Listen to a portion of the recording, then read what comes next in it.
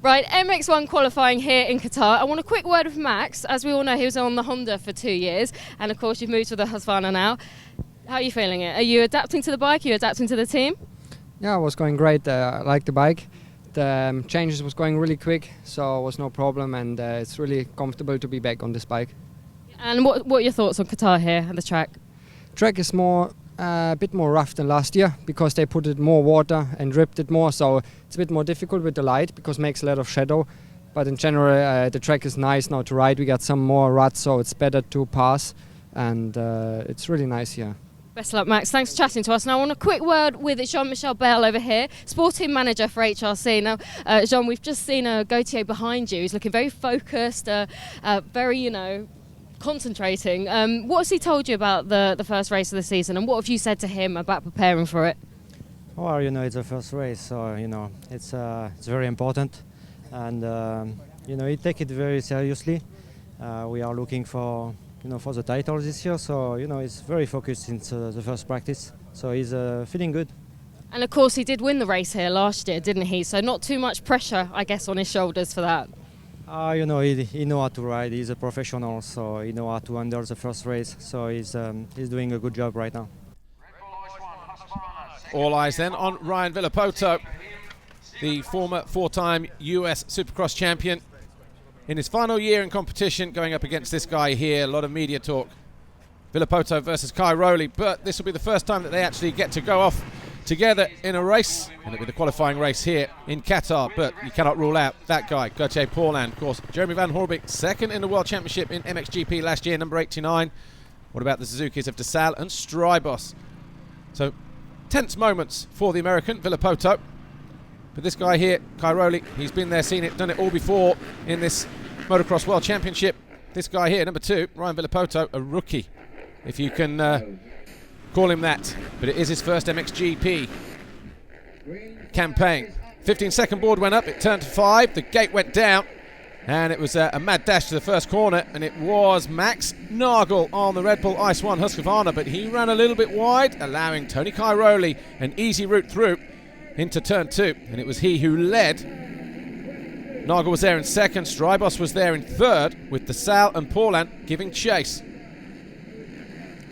Villopoto just on the inside there, number 2, in around 9th or 10th position, trying to go after the leaders right from the very first moment. But it was a tense affair as he was trying to use all of the racetrack and a little bit more as he found himself onto the rear wheel of the 24 of Sean Simpson on the Hitachi Revo KTM. Strybos, who's ridden well here in the past, made another good start. He won the qualifying race here last year, if you recall, but Tony Cairoli wasting no time on the Red Bull KTM, putting 2 or 3 seconds between him and this guy here, number 12, Max Nagel, in the very early stages of the race. Strybos and DeSalle gave chase on the Rockstar Energy Suzuki World MXGP machines. Linus Stern on the 22 and the 25. Those two would stay there for the first 4 or 5 laps before DeSalle eventually went past his teammate. But it wasn't through the lack of trying and making a couple of mistakes along the way. A bit like this guy, number 2, Ryan Villopoto. He was in 7th for the first 2 or 3 laps, then he would also make a mistake.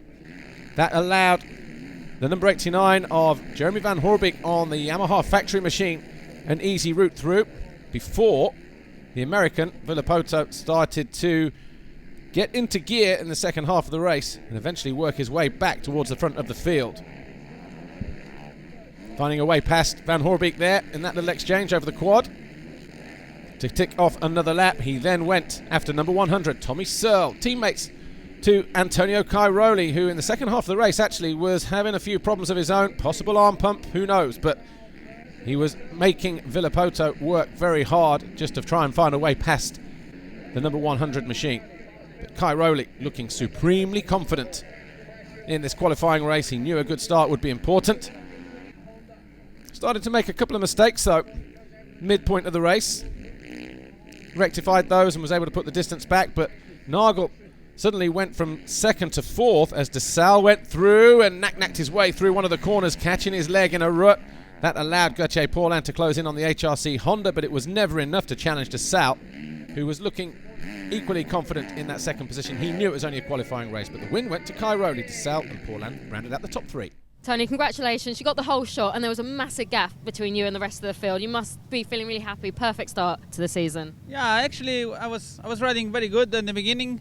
Then one stone stuck on my shift lever, and sometimes I get neutral and I had to ride with the third gear most of the time, and second gear sometimes get in. So I was a little bit sketchy. Then I find good rhythm to stay in front, and I see some good lines. You know, tomorrow gonna be important to if you have a bad start, to have some good lines to pass. I try to change some lines and make some mistakes, but overall I'm happy. You know, it's important to stay healthy and try to be on the podium tomorrow. That's our goal.